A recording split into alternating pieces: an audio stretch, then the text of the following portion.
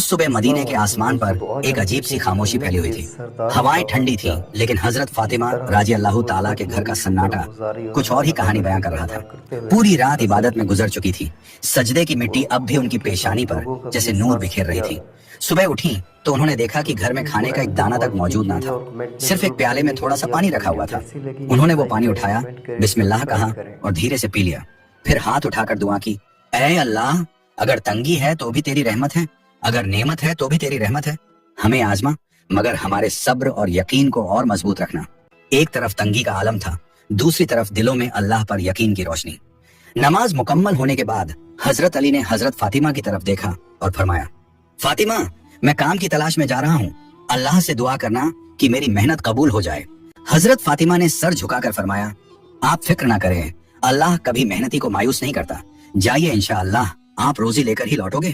اتنا کہہ کر حضرت علی دھوپ سے تپتے ریگستان کی طرف نکل پڑے. ادھر گھر میں چھوٹے حسن اور حسین اپنی امی جان کی طرف دیکھ کر معصوم آواز میں بولے, امی جان, پیٹ میں بہت درد ہو رہا ہے, ہمیں کچھ کھانے کو دیجیے نا. یہ سن کر حضرت فاطمہ کی آنکھیں بھر آئیں, لیکن انہوں نے بچوں کو گلے سے لگایا اور مسکراتے ہوئے فرمایا, میرے شہزادوں, دنیا تو ایک امتحان ہے, صبر کرو, انشاءاللہ تمہارے ابا جان کچھ لے کر ضرور لوٹیں گے. حضرت علی رضی اللہ تعالیٰ عنہ شہر کی گلیوں میں روزگار کی تلاش میں گھوم رہے تھے. انہوں نے ایک صحابی سے عرض کیا, بھائی, اگر کوئی کام ہو تو مجھے بتا دیجیے. یا علی, اللہ گواہ ہے, اگر میرے پاس کام ہوتا تو سب سے پہلے آپ کو دیتا. کچھ دیر بعد حضرت علی کو یاد آیا کہ شہر کے کنارے ایک امیر تاجر رہتا ہے. وہ اس کے پاس پہنچے اور فرمایا, بھائی, کیا تمہارے پاس کوئی کام ہے؟ میں محنت کے لیے تیار ہوں. تاجر نے کہا, اگر تم میرے کھجور کے باغ میں کام کرو تو محنت آنے میں تمہیں پیسے کی جگہ کچھ کھجور دے دوں گا.